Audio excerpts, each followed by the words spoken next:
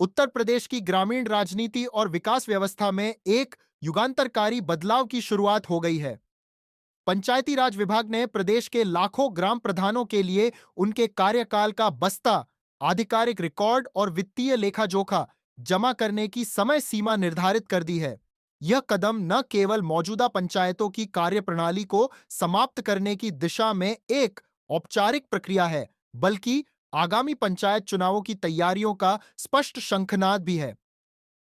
ग्राम पंचायत को लोकतंत्र की सबसे मजबूत और जमीनी कड़ी माना जाता है, जहां सरकारी योजनाओं का सीधा क्रियान्वयन होता है। इसलिए यह फैसला ग्रामीण विकास की गति और पारदर्शिता को सीधे तौर पर प्रभावित करने वाला है।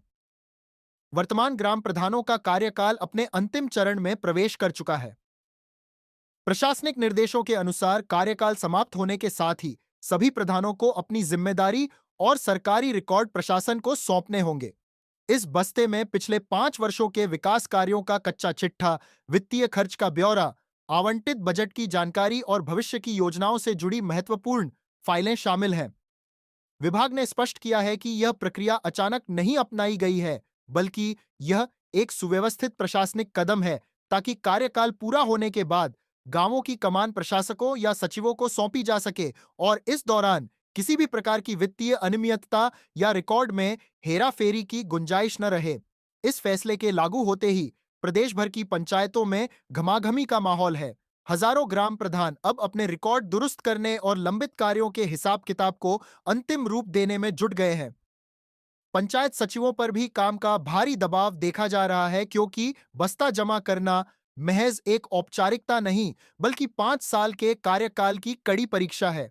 यदि लेखा जोखा जमा करते समय किसी भी प्रकार की गड़बड़ी, धन का दुरुपयोग या अधूरी योजनाएं पाई जाती है, तो संबंधित प्रधानों पर विभागीय जांच, वित्तीय रिकवरी और कानूनी कार्रवाई की तलवार लटक सकती है।